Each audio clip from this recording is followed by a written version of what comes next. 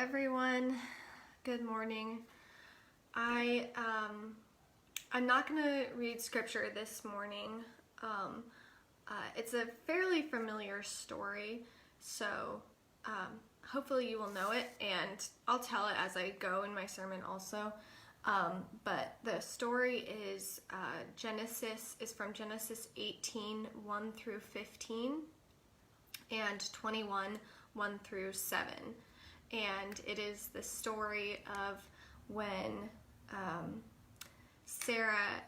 when God visits Abraham and Sarah in the form of three men, and they tell her and him, she overhears that they're saying that she's going to have a baby, and she's really old, and so she laughs. So that's the background for this morning. The sermon is called A Big Belly Laugh.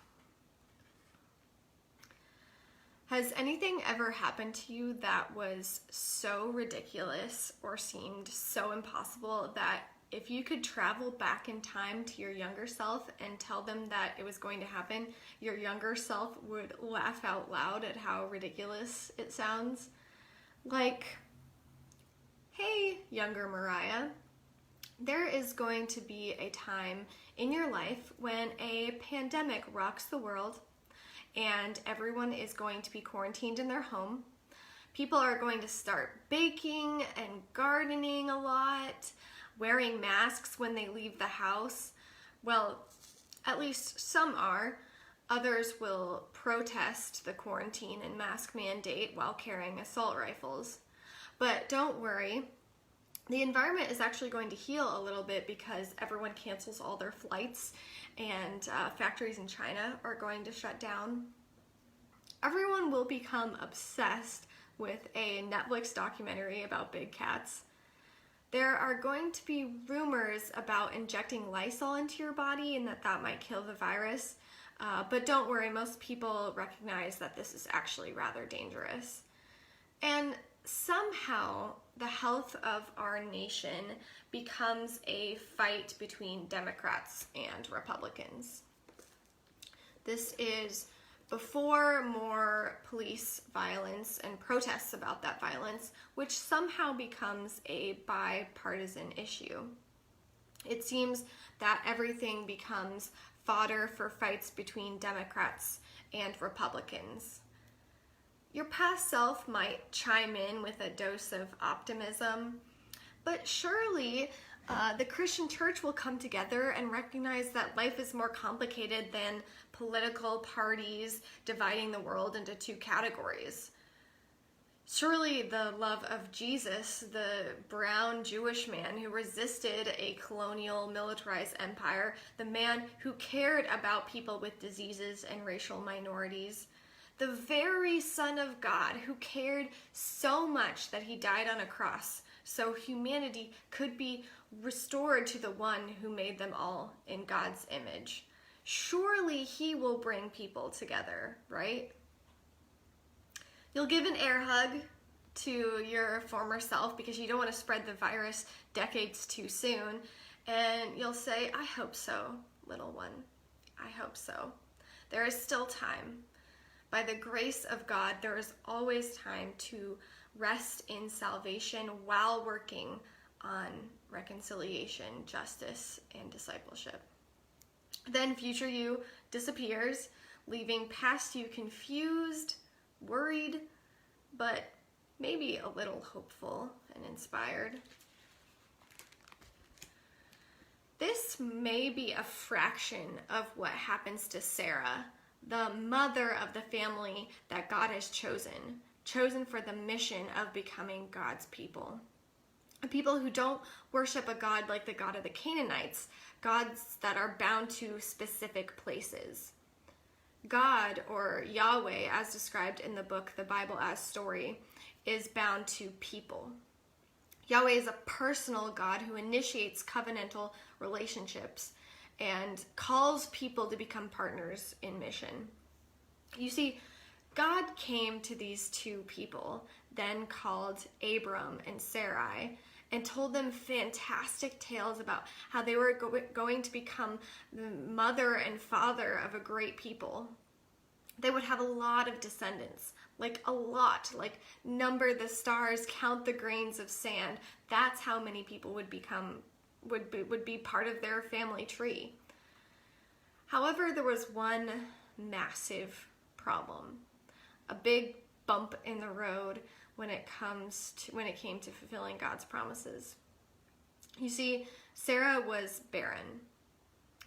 Barren women at this time, as for much of history, were viewed with disdain. They couldn't fulfill the one duty that was their entire purpose as a human being. Thankfully, most believe differently now, but at this time, if you couldn't have children, it was as if part of you was broken, or that God didn't love you enough to grant you this honor and duty. And yet here comes God making grand promises, a binding covenant even, that promised them all the desires of their heart. They waited with bated breath. When would this happen? When would God come through? They waited and waited and waited. God, they yelled into the night sky, we aren't getting any younger here. And still nothing. Sarah begins to wonder if God didn't mean that she would have children. Maybe this promise was only for Abraham. In order to ensure that there would be some descendants from his line, Sarah offered Abraham her maidservant, Hagar. Hagar then had a son, Ishmael. Maybe this is what God was promising.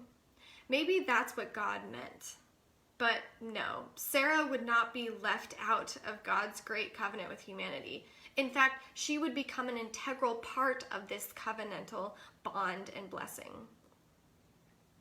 One day, Abraham was sitting by the opening of his tent, sweating and hot, still recovering from his circumcision surgery, the physical representation of his covenant with God.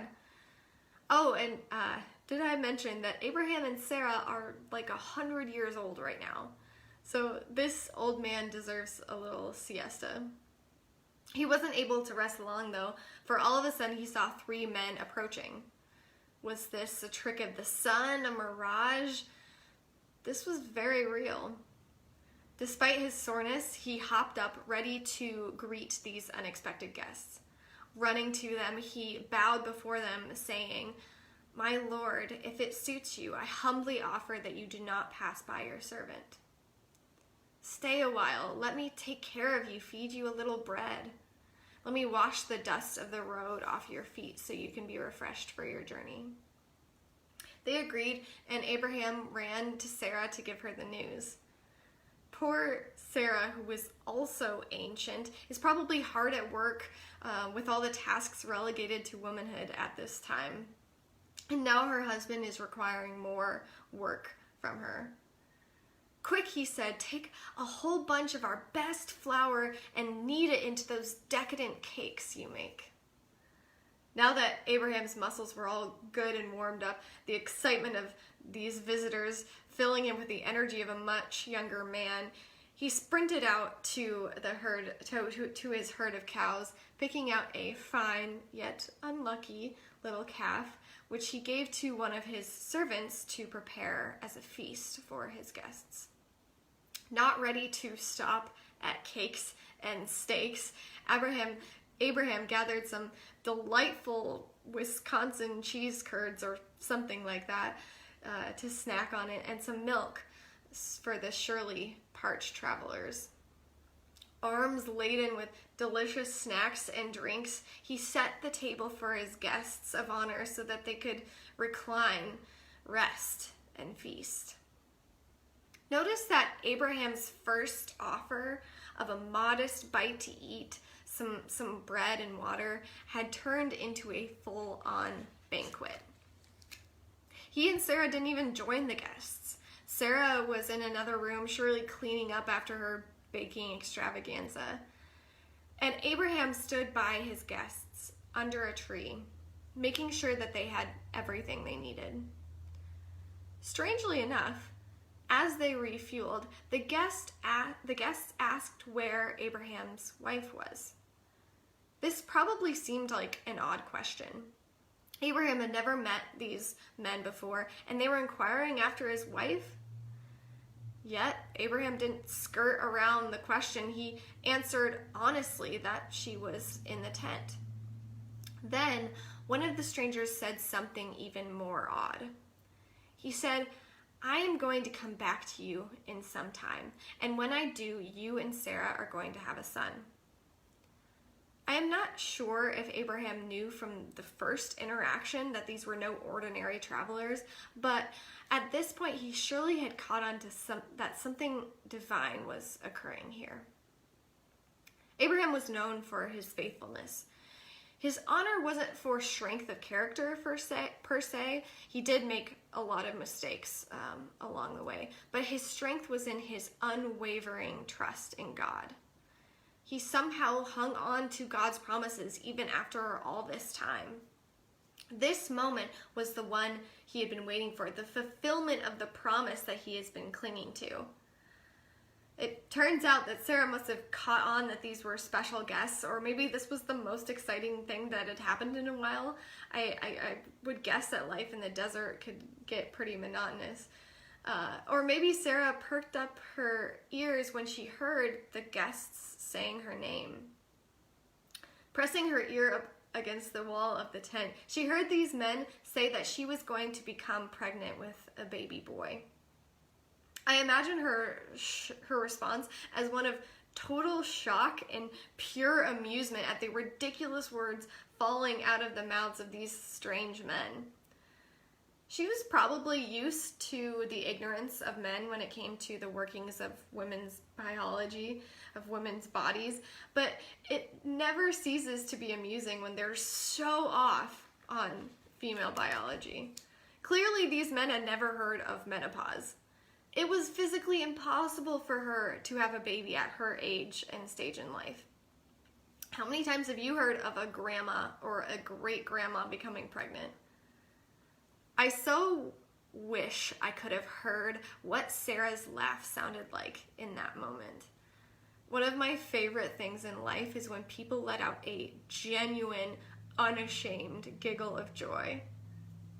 The neat thing about this wording is in Hebrew, when it said that Sarah laughed to herself, the rough translation would be something like she laughed in her guts. And I think that this is the term for belly laugh in Hebrew.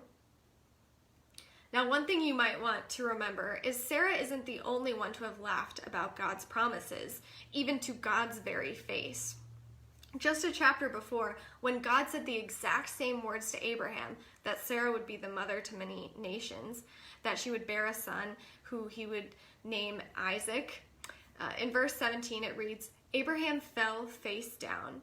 He laughed and said to himself, 'Will a son be born to a man 100 years old? Will Sarah bear a child at the age of 90? This time it was Sarah's turn to laugh. Notice how Abraham and Sarah are never rebuked for laughing. Sarah was caught in her deceit when she claimed never to laugh because she was frightened that these seemingly omnipotent men could read her mind. But God, when he appeared to Abraham in chapter 17, and God in the form of these men, didn't punish Abraham and Sarah for their laughter. Their disbelief and humor at this terribly unlikely situation wasn't taken for unfaithfulness or irreverence. After Abraham laughs, God extends God's blessing on his son Ishmael. After Sarah laughs, we read, "The Lord dealt with Sarah as the Lord had said and did what was promised." Sarah conceived and bore Abraham a son in his old age. They named him Isaac, for, as Sarah said, "God has brought laughter for me. Everyone who hears will laugh with me." Even as they laugh in disbelief of God's actions, God responds saying, "Is anything too wonderful for the Lord?" At the last hour, when it truly seems as if God was not going to come through with God's side of the covenant, God reaches out personally through these three men to deliver another message of hope. It is as if God is saying, I know that this is taking forever, but hang on. I have not forsaken you. Have hope. How wonderful is this story? It is overflowing with overzealous hospitality, cakes and fresh milk, surprised belly laughs, and a miracle baby named Laughter.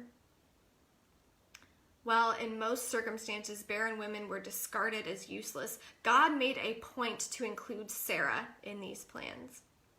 It is not just Abraham as father to great nations, but Sarah is mother to God's people. In a previous chapter of this story, God even includes and empowers a little servant girl, weaving her into the very fabric of God's plans of deep, enduring relationship with God's people. Is there anything too wonderful for the Lord? The clear answer is no, there is nothing too wonderful for the Lord. I think it is easy to slink into cynicism in this life. Everything sucks and the world is burning. It's also tempting to swing the other way, to cover your ears and declare that all is well in the world. That if we would just love each other, then everything would be fine. However, I think there is a third way of walking in the world. I will say it until I am blue in the face. There is more to life than two ways of living. More than two parties, two ideologies that make up the building blocks of life. There aren't just dog people and cat people. Guess what? You can like both, or you could be a squirrel person, or you can like dogs and cats and squirrels. How will we ever go on when the ways that we categorize people have crumbled? It's just anarchy. Back to depressing cynicism and blind optimism for a second. The other text for today was from Matthew chapters 9 and 10. In these passages, there is a line that I haven't thought about much. In chapter 10, verse 16b, Jesus says, "Be wise as serpents and innocent as doves."